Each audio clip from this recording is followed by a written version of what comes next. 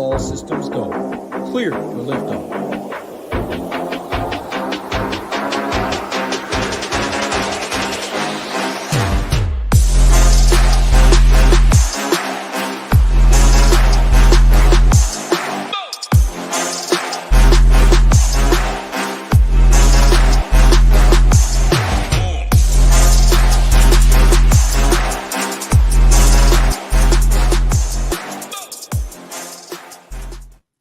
What is going on, SHIPIT Nation, YouTube station? We got the bookend squad here back on this Monday, June 10th here. We got a nice little six-gamer starting about a half an hour later than normal time, 7:40 Eastern start time, with that first game being a pretty important one. We're going to talk about that one. We're going to talk about all six games. We're going to talk pitching. We're going to talk game by game, go through hitters, but before I do that, hit that like button, hit that subscribe button if you're just coming in. If you're watching this on replay, also hit that like button, hit that subscribe button. We bring you these shows, live shows or quick hits every single day, every single slate. We got you covered over here at SHIPIT Nation. How much the nation came off a huge weekend, especially in the PGA streets. Our MLB streets have been rock solid all season long. Plenty of shippers, plenty of near misses up at the top. Overall, it's been a great year to start at the nation over here, man. How was your weekend, though? I'll bring you in. What's going on, brother? Happy Monday. Yeah, happy Monday. Welcome back, everybody. It was a good weekend. If you had ham in bed by 10 p.m. on a Friday night, living that batch life, hey, you won. I was in bed before 10. Nades was all over that, so congrats to Nades and anyone else who took me in bed by 10 p.m. My daughter got to see her idol, Taylor Swift, last night, so she's on cloud nine. And I'm waiting for Sean V to show up in the chat so I can victory lap on my boy Yamamoto, just slicing and dicing up those Yankees. Hey, he did them dirty Friday night. Hey, but Saturday they got me good, Nades. I had no Gausman, no Hunter Brown, no chalk pitchers, and they did me in for about 18 strikeouts and 0 run runs. So it was a rough day for your boy Ham. Yeah, and not only that, the Cardinals were the worst stack on the slate. And if I recall right, I'm pretty sure the Cardinals were up there in the winner. And if you stacked up those Cardinals, you didn't lose money like myself. Obviously, my core lineup didn't get it done, but I do 2 max and 3 max stuff over here. I always post bonus cores in the Discord. Just another perk to being a member over at SHIPIT Nation. You get multiple people, including Jerry, otherwise known as Scarface. I think he's maxed out on live final seats now for FanDuel there. He posts his bonus cores in the Discord along with myself. So another perk to being there. But I had those nice little Cardinals, little 5-man Cardinal stack in that almost got the job all the way done despite hurtful pitching performances by my guy. But that's the nature of the beast. We don't like to live in the past. But it was a great weekend over here at the Nation. I see my guy Newens in the chat. He had a great weekend in the PGA streets. He's been continuing to crush it over there. Congratulations to our very own Tambo qualifying for the Fantasy Golf World Championship. Obviously, there's a multi-series qualifier there. He did make the final there. I think he's competing for, $500,000 or $1 million there. So congrats. Good luck to him out there. We got you covered for the PGA streets as well. And if you are not a member, you want access to that PGA content, or, hey, you just want access to the MLB content there, got a new promo code rocking for you. 15% off monthly or annual plans only.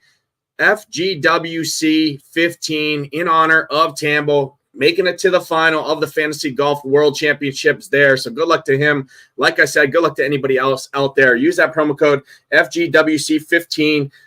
Pretty much a last chance, if I have to remember correctly, to get a nice little discount off the already too cheap rates over here at the Nation. We got you covered for all sports right now. Obviously, PGA and MLB, MMA are kind of the 3 forefronts, right? We still have showdown content for the NBA Finals, and we got you covered for the NHL Stanley Cup Finals in terms of projections. Many members have continued to use the projections all throughout the playoffs there and continue to win money over there in the Discord. So one last time, FGWC15 for 15% off monthly or annual plans. Does get you access to the Discord as well. And, hey, you just want MLB only, go ahead and you can sign up for MLB only, just over $1 a day right now. When NFL rolls around, it's very easy, hassle-free to upgrade to All Access Pass, but best rate right now. Use that promo code.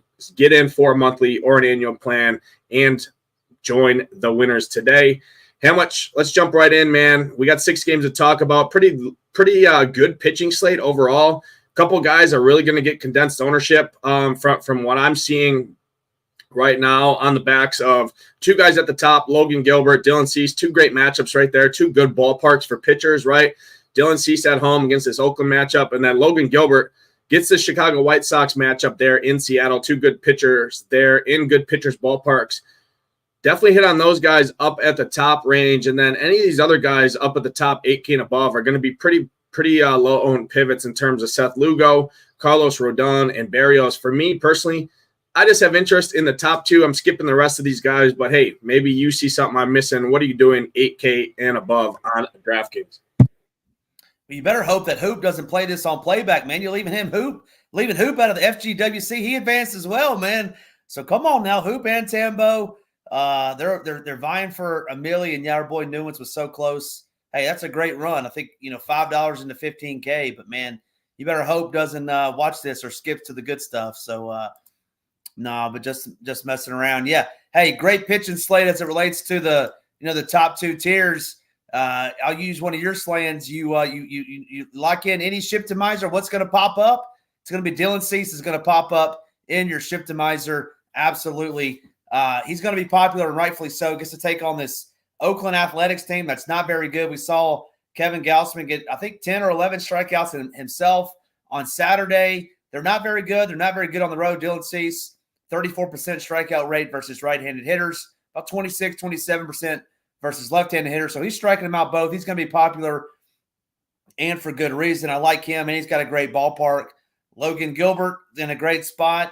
This White Sox team, I guess, has been hitting a little bit better over the last couple of weeks, but Logan Gilbert in a great spot as well. We want to see righties in the lineup for Logan Gilbert. And then after that, read your slate plan, and I agree with you. It's going to be our boy Fetty Wap going up against this strikeout-happy Mariners team that he induces a lot of ground balls, so don't mind Eric Fetty. I don't mind Chris Paddock taking on this Colorado Rockies team who strikes out in bunches. And outside of that, the last one, Nades, I'm going to go back to my guy Seth Lugo. He's been a real good real-life pitcher this year. Not a great DFS pitcher, but hey, those Yankees were in a long weekend slate with the best team in the majors. Played late last night.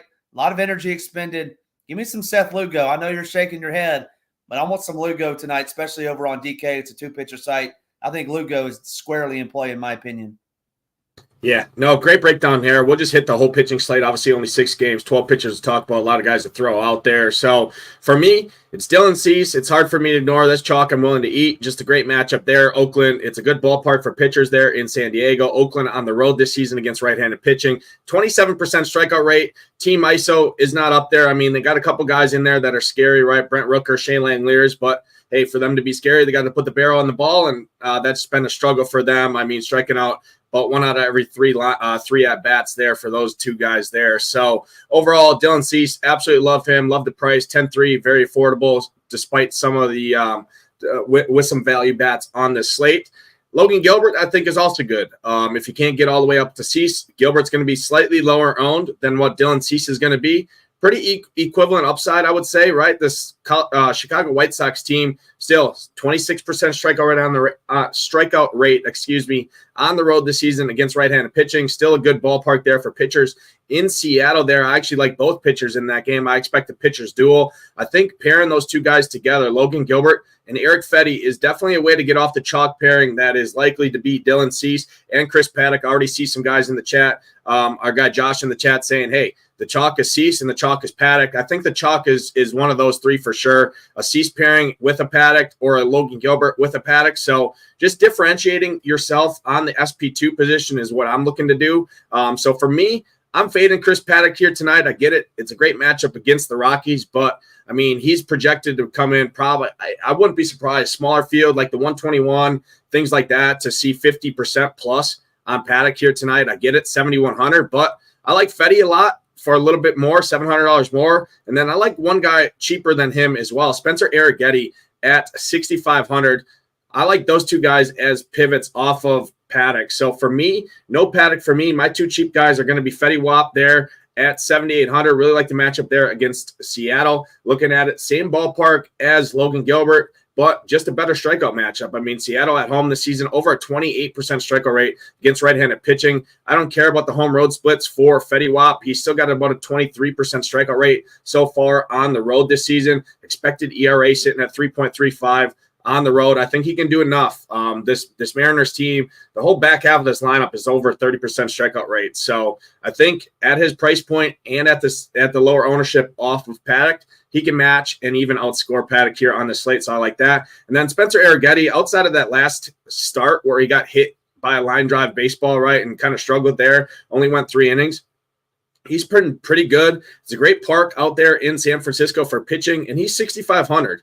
He has almost a 27% strikeout rate on the road this season against this Giants team who I haven't been afraid of all season long. I mean, your leadoff hitter striking out about 35% at home. The whole back half of that lineup, there's tons of strikeouts in there. As long as he can navigate, right, the Estradas, the Confortos, the Chapmans, kind of that middle 3-4 hitters, I think he can get through this and cruise at 6,500. It allows you to do a lot with bats, still get one of those top end arms and lower the ownership a little bit off of the Chris Paddock. So for me, the slate is Dylan Cease, Logan Gilbert, Arrighetti, and Eric Fetty is kind of where I'm looking. I'm looking at those 4 guys realistically.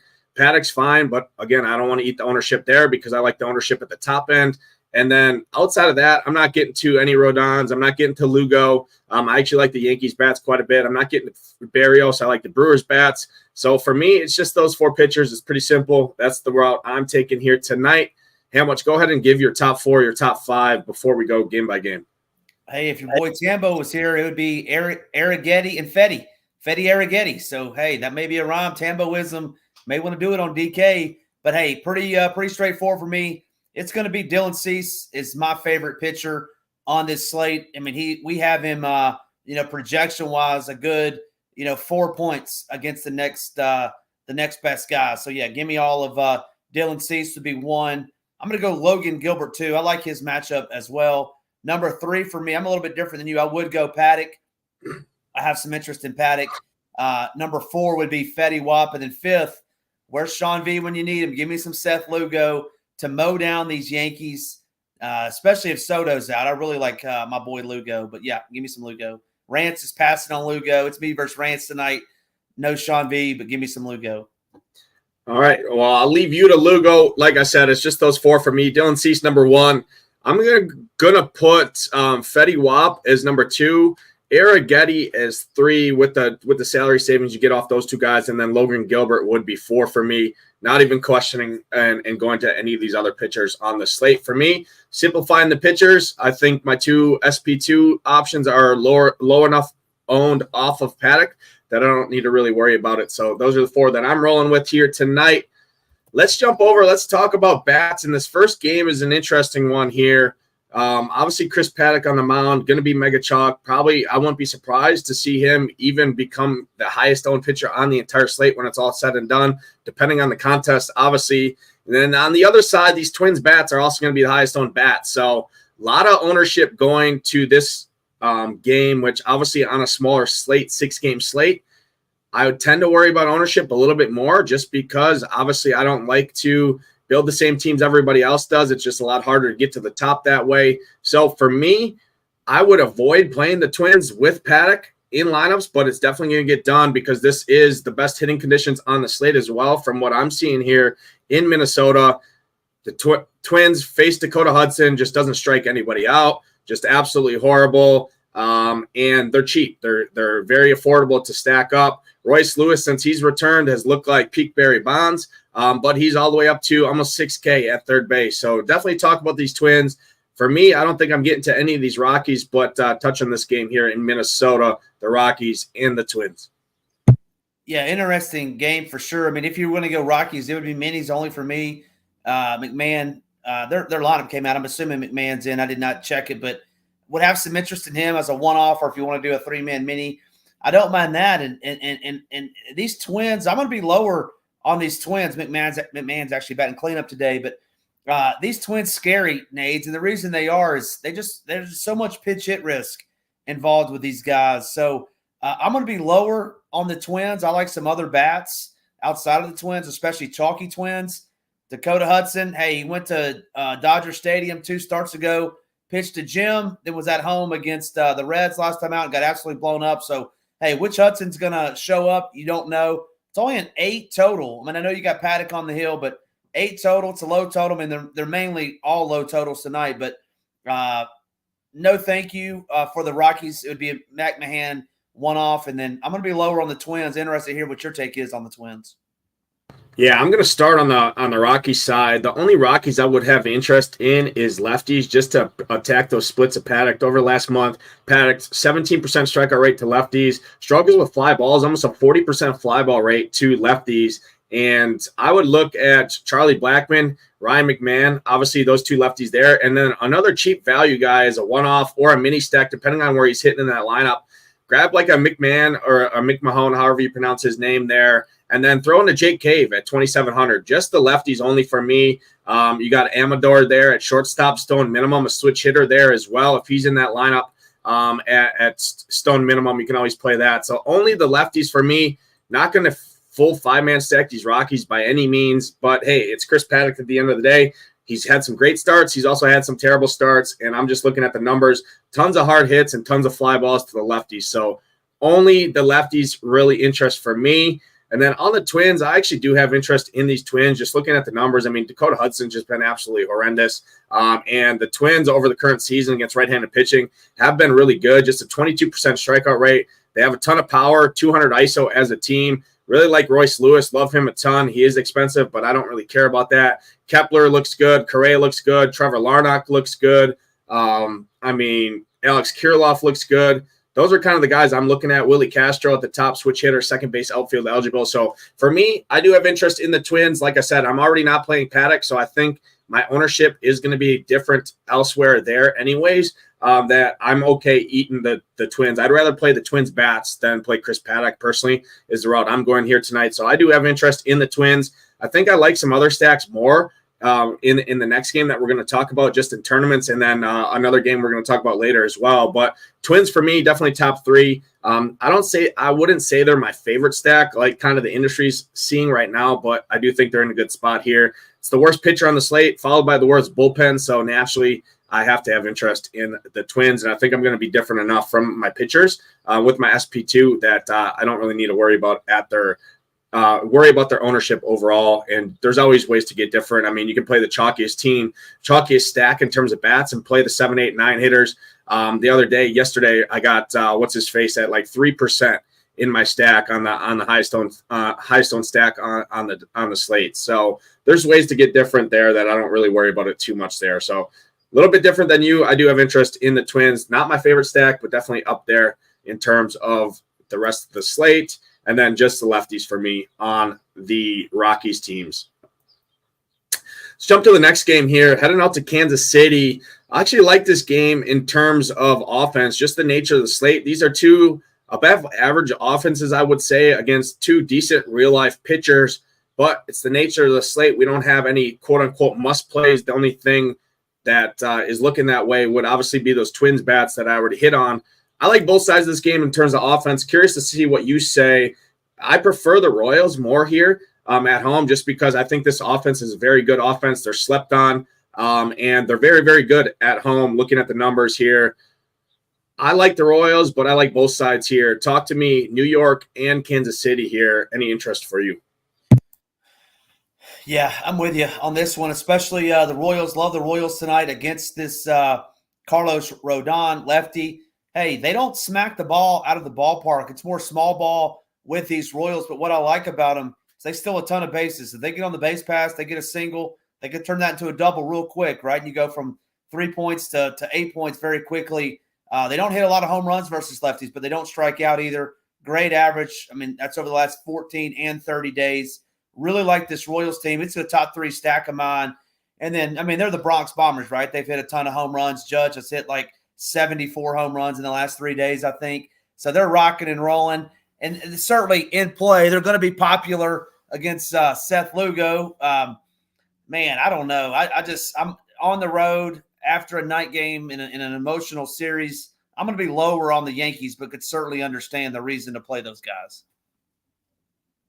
Yeah, I mean, in terms of ownership, I don't really think ownership's going to get there, to be honest. Outside of Minnesota and Houston, really ownership in terms of bats. I mean, Toronto maybe a little bit, but outside of that, I mean, ownership from the bats perspective is kind of irrelevant, in my opinion here, besides Minnesota and Houston. Those are far and away the two highest owned stacks, if you will, in relative to the slate from what I'm seeing. So I like both sides of this game. Juan Soto is supposed to be back there. He's an elite play. Aaron Judge is a 472 ISO on the road this season against right-handed pitching. Now heads into Kauffman Stadium, which I haven't looked at the weather, but I'm assuming it's decently hot there. It's decent weather here in Wisconsin. So let me just refresh this weather real quick. I'm assuming the temperatures are in the 80s. Yeah, so 80 degrees, some slight wind blowing in, about 4 mile an hour. Doesn't really matter.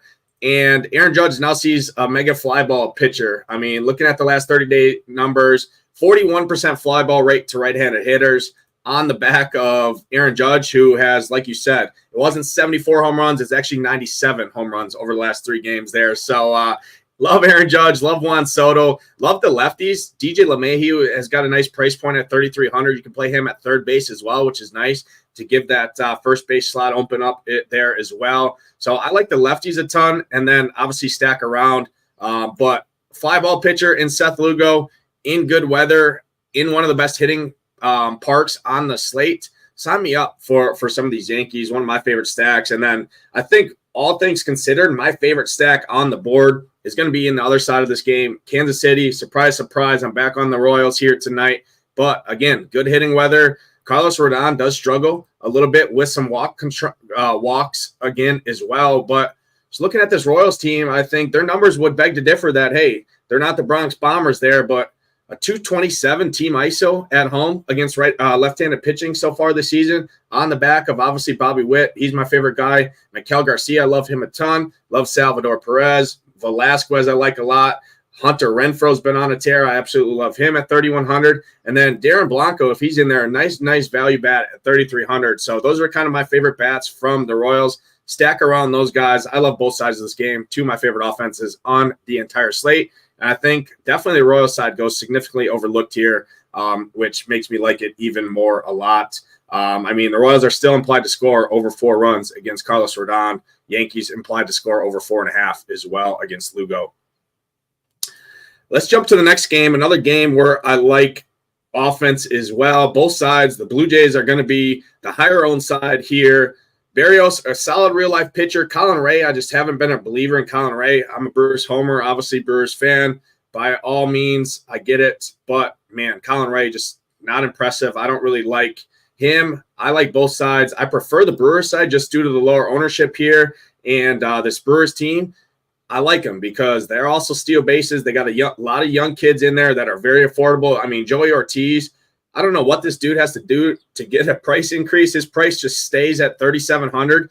It feels like all season long. He's got an 8% strikeout rate, hitting for a 219 ISO.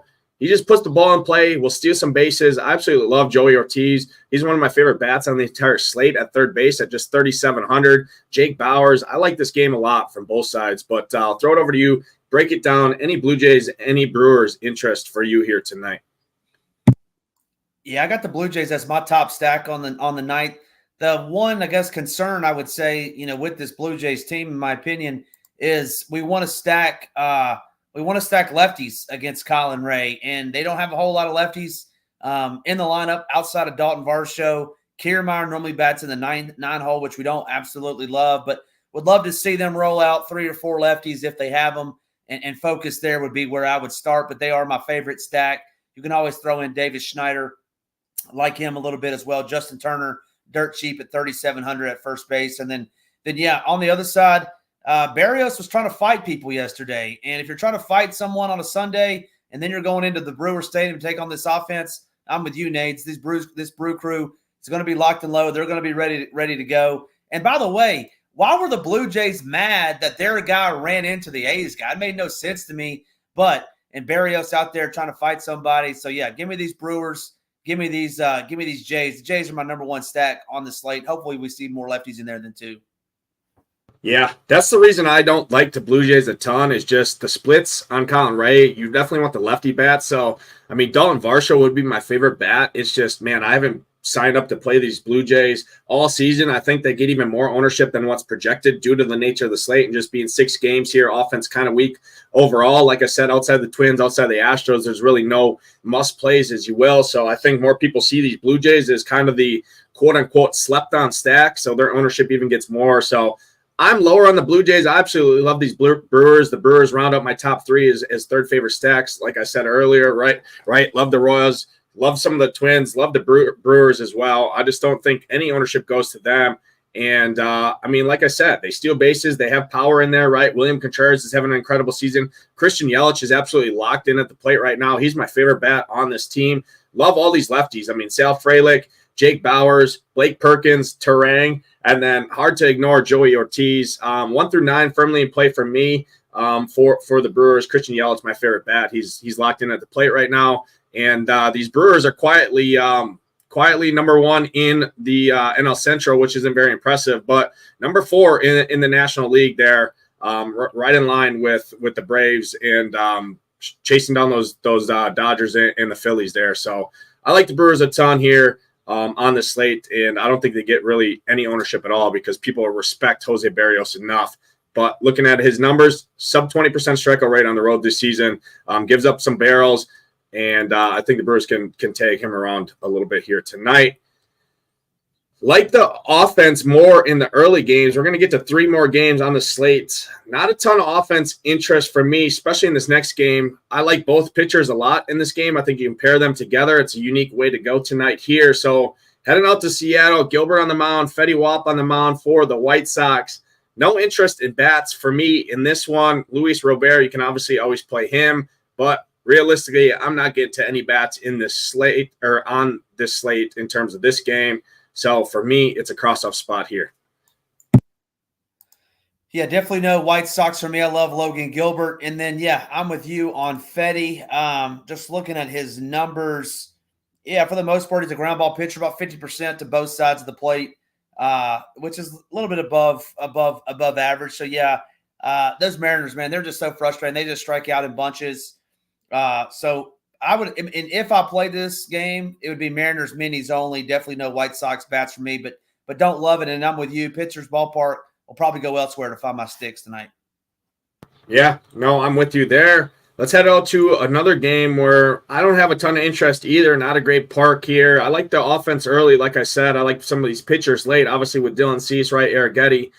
So for me, it's going to be offense early, pitchers late is kind of how I'm approaching the slate. But if I had to pick a side, it would be these Padres just to attack the fly balls of Estes because over the limited sample, right, over the last month, struggles with fly balls. Just a 17% ground ball rate, which is not good, and nearly a 40% fly ball rate. But then you look back at the Padres numbers over the course of the season, they only have 3 fly ball hitters on the entire team that are north of 25% in Cronenworth, Tatis, and Jackson Merrill. So for me, it's another spot where no full stacks for me. If I had to pick a spot, it would just be some mini stacks on the Padres side. Tatis and Cronenworth would be my 2 favorite bats. I think that's a good mini stack there as well. They should hit 2-4 or 2-3, 3-4, somewhere close to each other in the lineup. And then no athletics for me against Dylan Cease. He's far and away my top pitcher on the entire slate here.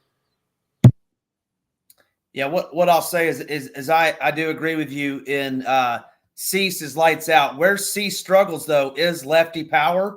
So if you wanted to pick out a J.J. Bleday, I don't think that's the worst play as Seth Brown. Just a one-off lefty power against Cease. Get you that double leverage. But, yeah, I think it's a suicide mission if you're stacking the A's tonight. But then on the flip side, I'm with you on those Padres. I think the Padres are super sneaky tonight. Really like them. They do not strike out against right-handed pitching, sub 12%. Over the last 14 and 30 days. They're not going to hit a lot of bombs, right? You got the guys, though. Tatis, Cronenworth, Jurix, and Profar. Man, that guy's having a dynamite season. They're going to put the ball in play. They're going to steal some bases. I wouldn't be surprised to see the Padres on the winner at the end of the night. But, yeah, Padres sneaky stack. I really like them. Yeah, no, we differ a little bit there. It's just mini stacks only. It's hard for me to get to them. I like other offenses more. So for me, I'm kind of just mini stacks, those 2 guys again. No A's for me, not even one-offs. I don't really want to attack. I'd rather pick on a Petta who's going to have very equivalent ownership against with those lefties, right? McMahon, the guys that we already talked about. So I like that leverage more than I like the leverage of Dylan Cease. Just a better ballpark there. And I'm a big ballpark guy in baseball. So that's where I'm at. Last game on the slate, we got to talk about one side of this game. Worst park on the slate out here in San Francisco. And it's crazy to me that the Astros are going to be contesting for the highest owned stack of the board. And you look at their numbers on the road this season, and yeah, they don't strike out, but they don't hit for any power. And what wins you tournaments on DraftKings is power. Team ISO of 121 on the road this season. That's with Alvarez in there. Kyle Tucker is not projected to be in this lineup. Obviously, that gives this lineup a boost if he is in there. But lefty Kyle Harrison, I think, is a solid enough real-life pitcher that for me, I don't have any interest in these Astros, just not a park that I want to stack up, especially a 5-man stack, and they're going to get ownership on top of that. So for me, this game is another cross-off game. Spencer Arrighetti, one of my favorite pitchers on the slate for the salary savings there, and the ballpark is definitely a boost there.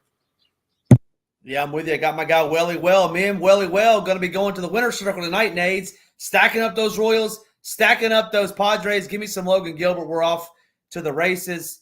I'm with you, Nades. I didn't stack the Los Angeles Dodgers against Kyle Harrison in San Fran. Just not going to stack this ballpark. Nope, not going to do it, especially without your best hitter. No thank you. You said it, no power. Tough to hit power there anyway. I'm with Nades on this one. Game's a complete cross-off. 6-gamer. I'm not playing either side. Yeah, not playing either side. So there you go. I'm not playing either side of the White Sox in Seattle. Neither side in terms of bats at Houston, San Fran. So I'm pulling bats for mainly the first 3 games on the slate, which we already broke down. So like I said, bats early on, pitchers late is kind of how I'm approaching this slate. That's going to do it, though, for this edition of the Witching Hour. How much? I'll throw it over to you. Go ahead and give your home run call to the people. Let's see if we can run it back here, man.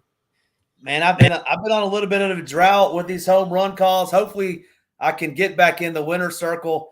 I'm going to give you from my favorite stack of the day, projected to bat in 5th, your boy Nelson Velasquez. I think he gets the best of Rodon. Is that how you were going to say? I sniped him. I sniped Nades. Give me Nelson Velasquez, baby. Let's go. All right. Well, that's a shame on me for being the host. I need to just take the keys to the kingdom and just let her rip right away. But, yeah, I like Nelson Velasquez a ton. Royals are my favorite stack on the board. I'm going to go a little sneaky one here on the same team. Hopefully he's in there. I'm going Darren Blanco. Projected to hit 8th right now, 3,300. Hey, he'll steal you some bases. Last time I was on Darren Blanco and had him in the core, what he dropped? 55 DraftKings points or something like that. So I'm going back to the well, testing my luck. Same team. Nice little mini stack there. They're my favorite stack on this slate. Darren Blanco is taking Carlos Rodon deep in Kauffman Stadium here. That's going to do it again for the show. We appreciate everyone watching. If you're watching on playback, hit that like button. Hit that subscribe button. Again, slate does start at 7:40 Eastern, so about 30 minutes, give or take, later than normal. We got a question in the chat here. Andrew Martinez says, if you were to stack a game, would it be the Brewers or the Yankees game? I would prefer the Royals and Yanks personally, but I do like that Brewers game. I just don't like the Blue Jays a ton, so I like both offenses in that Kansas City and Yankees game. So if I were to stack one, it would be that game as well. There, I see how much agrees with me as well. Anybody who has not seen yet, you want access to SHIPIT Nation, you want to become a subscriber over there, join the winners, and hopefully qualify for the Fantasy Golf World Championship next season to join Hoop, who I missed out the first time. My apologies there, and Tambo, who are fighting for $1 million along with everybody else out there. Use that promo code FGWC15 in honor of that Fantasy Golf World Championships. Get you 15% off any monthly or annual plan to our site over here. Got you covered. Projections, content tools, everything, including our in-house optimizer called the Shiptimizer. Everything going to be in-house. We got you covered there. Last chance to get 15% off there. But that's going to do it for this Witching Hour show. We appreciate everyone watching. Good luck tonight in those contests. Hope to see those SHIPIT Nation logos at the top. For Hamwich, I'm Nadesify. Let's ship it.